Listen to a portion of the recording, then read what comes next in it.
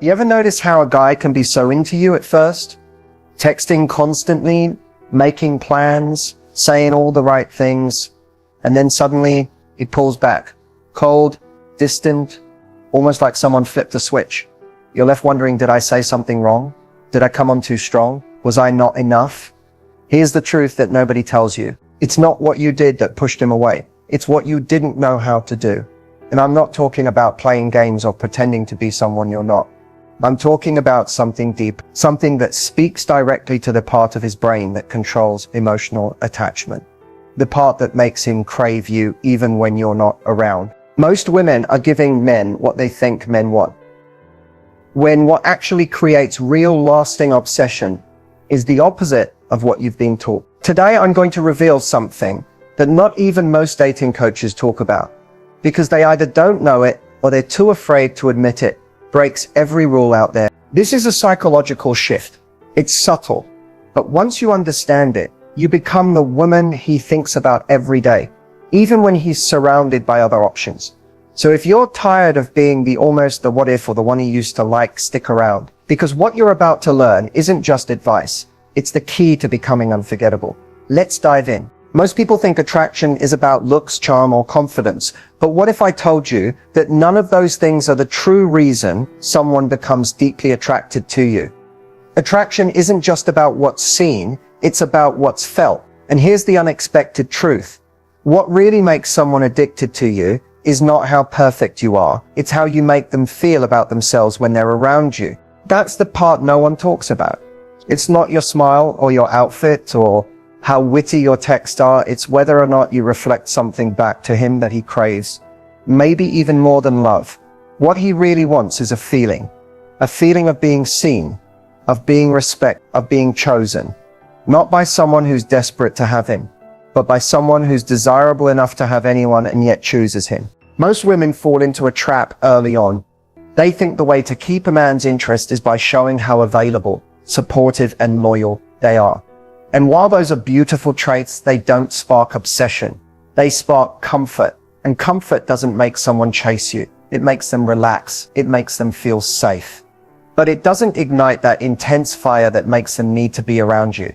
The unexpected truth is, men don't fall for the woman who gives them the most. They fall for the woman who gives them a unique emotional experience they can't find anywhere else. So how do you create that emotional experience? It starts with having standards, boundaries, not just any boundaries, but ones you actually live by. Because when you embody that, it tells him this woman knows her worth. And here's the plot twist. That's what makes a man's attraction go from surface level to soul deep. When he realizes that he can't just slide into your life and take without giving, when he feels that to keep you, he has to show up as his best self. That's when the game changes. It's not about being cold or playing hard to get. It's about being real enough, confident enough, and secure enough to know that your value doesn't come from his attention. It comes from within you. And when you live that truth, he feels it. He doesn't just want to win you. He wants to deserve you. That shift from pick me to prove you're worthy of me, that's what lights up the part of his mind that keeps replaying your name at 2 a.m. That's what makes him think she's different. Yeah, I can't lose her. So forget the old rules. Stop thinking attraction is about how much you can give. Start thinking about how much you reflect back to him, about himself, about you, and about what kind of woman he'd be a fool to lose. And that's where real lasting attraction begins. Most people think attraction is built through effort, trying harder, doing more, saying all the right things. But the truth is, real lasting attraction is sparked through something far more subtle, something I call the emotional hook. The emotional hook is the invisible thread that pulls someone toward you, not just once, but over and over. It's what makes someone think about you in the middle of the day without knowing why. It's what keeps you stuck in their mind when they're surrounded by distractions. And here's the twist. It doesn't come from being perfect. It comes from being unpredictably real. See, most relationships fizzle out because the emotional dynamic becomes flat, predictable, safe. And while safety is great for long-term stability, it doesn't ignite passion. Passion is born from contrast, from curiosity, from the feeling that someone sees you, but you haven't quite figured them out yet. That's what the emotional hook does. It creates contrast in your energy. You're warm, but you're not needy. You're open, but you have boundaries. You're kind, but you challenge him. And that mix, it's magnetic. Imagine you get a message that says, "You looked amazing last night." A typical response might be, "Thank you. Oh, you're sweet." But if you want to create an emotional hook, you flip the script just a little. "Careful, keep talking like that, and I might think you're trouble." Suddenly, it's not just a compliment exchange. It's a moment, a spark. You've added a little tension, a little play, and that creates depth. He's no longer just complimenting you. Now he's engaged. The hook isn't just about flirting, though. It shows up in deeper ways too, like when you express something vulnerable in a confident way. Instead of saying, "I get anxious when people pull away," you say, "In the past, I stayed too long in situations where someone wasn't consistent. Now, I really value steady energy over big promises." What you've just done is let someone in without needing them to fix or validate you. That's powerful because you've shown strength in vulnerability. And that makes someone lean in emotionally, not just physically. The emotional hook is all about creating moments that feel real, not scripted, not overthought, but emotionally intelligent. It's about making someone feel something they don't get from everyone else. A little mystery, a little challenge, a little, "I see you, but I'm not trying to keep you." And when you operate like that, it changes the energy completely. You're no longer chasing or trying to win someone over. You're inviting them into a space where they naturally want to stay. Not because you begged, not because you convinced, but because they feel alive when they're around you. That's the energy that gets remembered. That's the energy that gets missed. Because the truth is, people don't fall in love with perfection. They fall in love with experience, with the way you make them feel, and how being around you reflects something powerful back to them. When you become a source of that kind of energy, they don't just want to be near you. They feel like they need to be. That's the emotional hook. And once it's in place, it's almost impossible to forget you. There's a moment in every dating dynamic where one person silently asks themselves, "Is this someone I'm considering? Or someone I can't stop thinking about?" The difference between being an option and becoming an obsession has nothing to do with looks, stats, or even how much someone likes you on the surface. It's about how you position yourself and how you train them without even realizing it to see your value. Being an option means you're one of many. You're someone they enjoy talking to, maybe hanging out with, but you're not irreplaceable.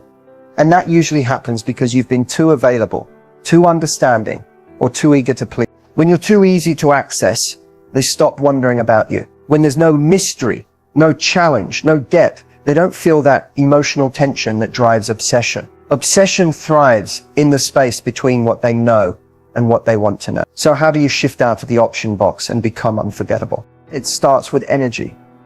When you walk into any interaction with the energy of "I'm already full, I'm not looking to be completed, I'm looking to be matched," everything changes. You're no longer giving off the vibe that you need their attention to feel validated. And that self-assuredness is intoxicating. Most people fall into the trap of overgiving, responding instantly to messages, saying yes to every plan, letting things slide to avoid conflict. But obsession doesn't grow in comfort. It grows in curiosity. Create moments that leave them wondering what you're thinking, not by being distant or cold, but by not oversharing everything right away. When they ask how your weekend was, don't list every detail. Instead, say something like, "It was exactly what I needed.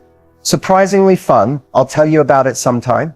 You've created a gap, and that gap invites the mind to lean in. When you're an option, you adapt to them.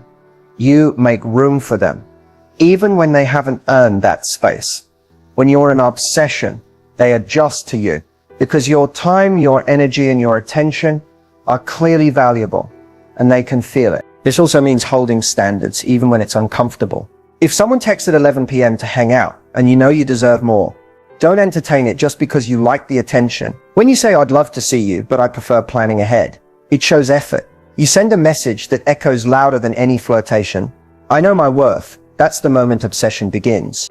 Because obsession isn't just about desire. It's about admiration. They don't just want you. They respect you. And people crave what they respect. So much of becoming an obsession is about how you carry yourself when no one's watching. It's in the way you speak about yourself, the way you move, the way you protect your peace. You're not trying to prove your value. You're assuming it. And when someone feels that, they lean in deeper, they try harder, they begin to wonder, does she like me as much as I like her? That's the shift. When you become the one who isn't chasing, but is still magnetic.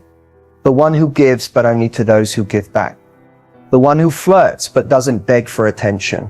That's when they stop thinking about options and start realizing you're the one they can't stop thinking about. Not because you begged for it, but because you made them earn it. There are certain moments in a connection where the right words don't just land, they linger, they echo, they plant a seed of desire that keeps growing long after the conversation ends.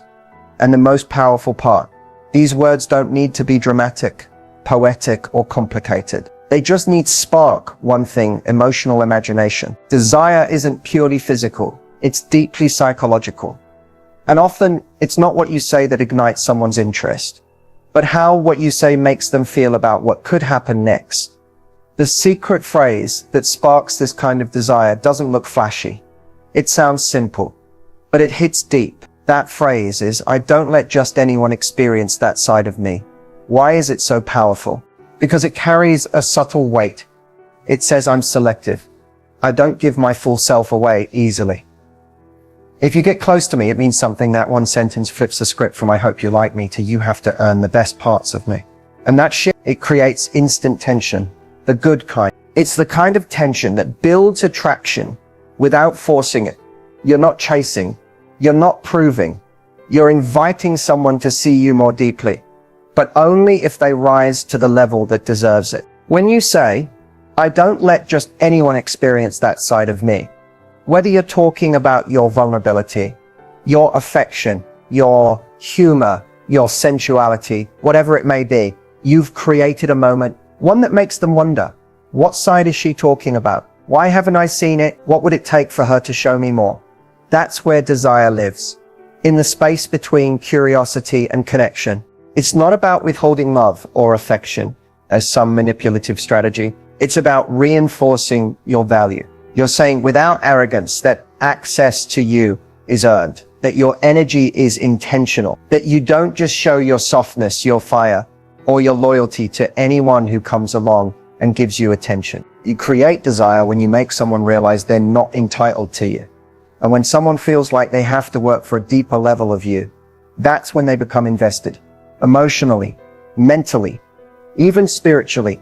It's also important how you say it. This phrase lands best when delivered casually, but with quiet confidence. You're not boasting. You're not making it a performance. You're simply speaking your truth in a way that suggests, I know what I bring to the table, and I don't bring it out for just anyone. You could say it after sharing something a little vulnerable. I don't talk about that with most people. I don't let just anyone experience that side of me. Or maybe when someone compliments you deeply. I appreciate that. I don't let just anyone see that part of me. It takes a special kind of connection.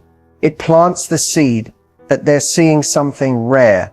And the moment someone believes they've unlocked something rare in you, desire goes from casual to consuming. Because what people crave the most is what feels exclusive, what feels like it wasn't handed out to everyone. You become a treasure, not a transaction. A one-of-a-kind experience, not a copy-paste romance. And once that switch flips in their mind, they stop comparing you to others. Because now it's personal. Now they want to be the one who gets all of you.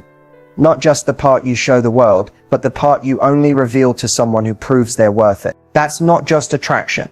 That's desire unlocked. There's one mistake, subtle, sneaky, and shockingly common that so many women make in the early stages of dating. And the worst part? It feels like the right thing to do. It feels loving, supportive, even selfless, but it's actually the fastest way to lose someone's respect and their interest. That mistake is over-investing before anything real has been earned. You meet someone. The connection feels electric. He's charming, attentive, maybe even says all the right things. And suddenly, without even realizing it, you start shifting your energy. You clear your schedule. You prioritize him. You reply instantly. You let small red flags slide. You lean in too fast. Why? Because it feels good. And you're taught that being a good partner means being available, being giving, being nurturing. But here's the truth no one tells you. When you give too much, too soon, you teach him to value you less. It's not because he's cruel or manipulative. It's human nature. People are wired to chase what they value and to value what they've earned. If someone doesn't have to work to win your time, attention, or intimacy, they won't truly appreciate it. Not because you're not worthy, but because the emotional investment wasn't mutual. This is where so many women fall into the trap. You start showing up like a girlfriend, hoping he'll start showing up like a boyfriend. But what actually happens? He relaxes, the tension disappears, the mystery fades, and the emotional chemistry fizzles out because there's no balance. He didn't get a chance to step up, to pursue, to wonder, to earn your affection in a way that makes him feel proud to have you. Here's what's powerful. Desire isn't built on effort alone. It's built on reciprocity. You match energy, not overextend it. You stay open, but not available 24/7. You share parts of yourself, but keep your full self for someone who proves they're consistent. When you avoid this mistake, when you hold your pace, even when your heart wants to sprint, you send an unspoken message that shifts the dynamic entirely. I am not here to be picked. I am here to see if you're even qualified to stand beside me. That kind of energy, it's magnetic. It makes him lean in. It makes him wonder if he's doing enough. And when a man starts asking himself that question, when he's evaluating his own behavior instead of taking yours for granted, that's when real attraction builds. It's not about playing games or being cold. It's about self-respect in motion. You show him through your actions that you don't abandon your life, your goals, your standards, or your schedule just because someone shows up and shows interest. And honestly, that's what makes you unforgettable. Because here's the irony. When you slow down, when you make someone earn their place, when you don't rush to prove your worth, you actually stand out more. You become the woman who knows her value. And that's rare. You don't need to chase love. You are the prize. But being the prize only works when you act like it. So don't make the mistake of over-investing in someone who hasn't earned that version of you yet. Let them work for your attention. Let them show up. Let them wonder. And the ones who are truly worth it, they'll love every second of the chase. Not because it's a game, but because you're worth pursuing. There's a kind of woman who walks into a room and immediately shifts the energy. She's not the loudest. She's not trying to impress anyone. And yet, heads turn. People lean in. She's magnetic. Not because she's trying to be, but because she knows who she is. That's the essence of being irresistible without trying. It's not about effort. It's about energy. So many people confuse attractiveness with performance. They think being desirable means dressing a certain way, saying all the right things, or playing hard to get. But true irresistibility comes from something much deeper. A quiet confidence that says, I don't need to be chosen. I already chose myself. It's in your body language. The way you walk without rushing, the way you take up space like you belong there because you do. It's in the way you speak slowly and intentionally, not to dominate, but because your words matter. You're not auditioning. You're not hoping someone finds you worthy. You already know you are. And that kind of presence, it's rare, and rare is irresistible. You don't need to overcompensate. In fact, trying too hard can kill the vibe. True attraction lives in ease, in softness paired with strength, in warmth that's unbothered. It's in how you respond, not react, how you stay rooted in who you are, even if someone tries to impress you. Most people chase attention, but the woman who commands it without even seeking it, she's on another level. And here's the secret. She's not obsessed with being liked. She's obsessed with being real. Authenticity is her superpower. She doesn't shrink to make others comfortable, and she doesn't perform to gain approval. She exists fully, boldly, unapologetically. Irresistibility isn't about perfection. It's about presence. It's about being so deeply comfortable in your own skin that people feel more at ease just by being around you. You give them permission to relax, to laugh, to let their guard down, because you've already done that for yourself. That kind of woman doesn't try to convince. She doesn't chase. She doesn't beg to be seen. She shows up fully and completely, and that's enough. She knows her worth isn't tied to who texts back, who compliments her, or who gives her attention. She's the kind of woman who listens without rushing to reply, who pauses before answering, who holds eye contact not to intimidate, but to connect. And when she speaks, there's intention behind every word. She doesn't just talk, she communicates, being grounded in your truth, being playful when it feels right, being soft, but never small, being magnetic, because your energy is real, not rehearsed. That's how you make someone feel, something they haven't felt before, not by trying to be everything, but by being fully, unapologetically you. Being irresistible without trying also means protecting your peace.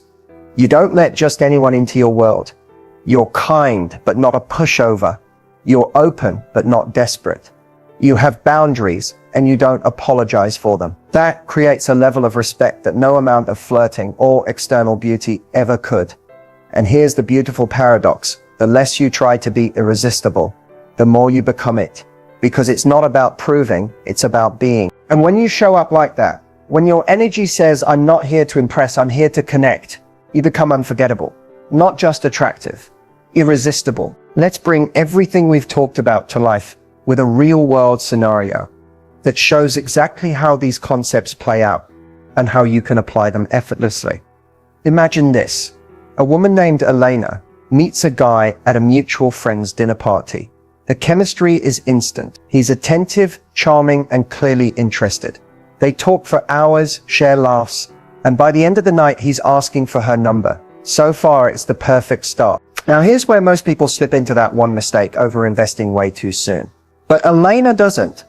Instead of waiting by the phone or replying to his first text within seconds, she pauses. Not to play a game, but because her life is full.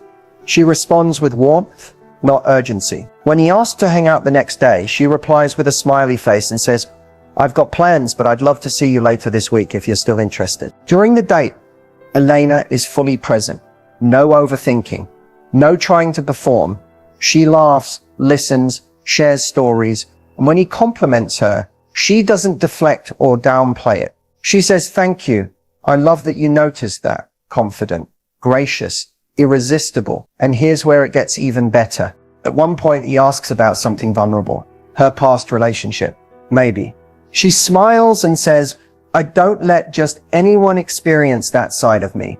Not cold, not distant, just firm, soft strength. Immediately his energy shifts. He realizes he's dealing with someone different, someone who moves with intention, someone who feels rare. He leans in more. He texts after the date. He doesn't wait 3 days to play it cool. He's already hooked because she never once tried to hook him. And that's the point. The most magnetic thing you can do is not chase, perform, or over-explain. It's to stand in your power so confidently that people feel lucky just to be let into your world. That's what Elena did. And here are a few quick pro tips to help you do the same. Mirror energy, don't overextend. If someone texts with effort, match it. If they're inconsistent, pull back. You're not here to fix their energy. You're here to reflect what you deserve. Use silence strategically. Not every message needs a rapid-fire response. Let moments breathe.